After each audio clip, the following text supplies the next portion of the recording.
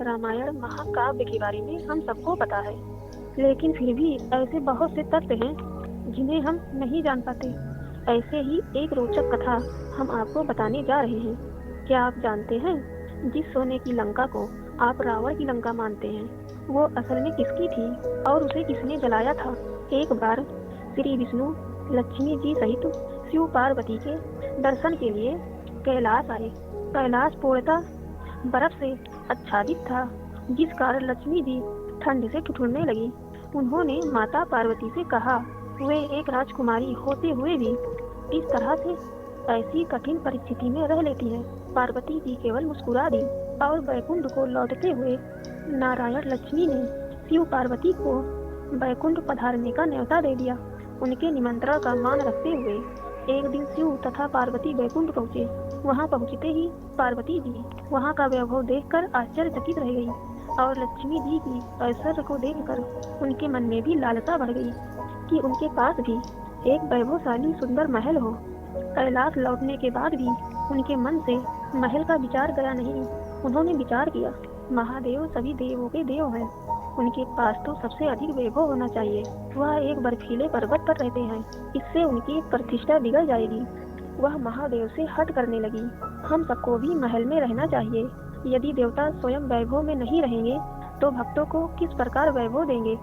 उन्होंने कहा, उन्हें एक ऐसा महल बनाकर दें जो तीनों लोकों में सबसे अधिक सुंदर हो और जिसका वैभव स्वर्ग तथा वैकुंठ से भी अधिक हो। महादेव ने पार्वती जी को बहुत समझाया कि वह अवघड़ है, उन्हें महलों में रहना नहीं भाएगा और न उनके गढ़ महलों में रह सकेंगे। उन्हें खुले आकाश के नीचे रहना अच्छा लगता है, जहाँ कोई सीमा न हो, और महलों के सुख तो मनुष्य ढूंढते हैं और उसी माया में बंधकर रह जाते हैं।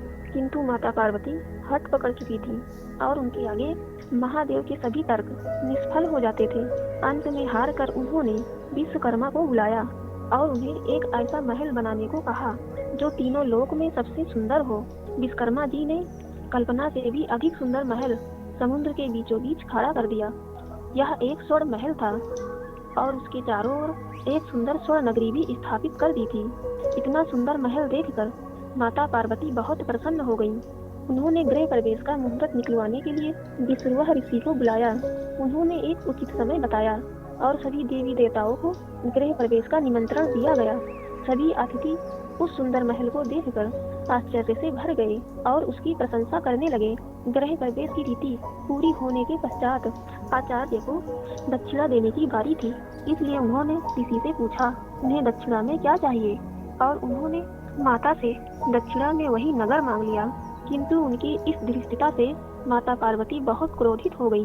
उन्होंने महर्षि विश्रवा से कहा, तुमने महादेव की सरलता पर लाभ उठाया है और हमारा प्रिय महल हमसे छीना है। जिन महादेव से तुमने यह महल प्राप्त किया, उन्हीं की एक अंश से ये महल जलकर राख हो जाएगा।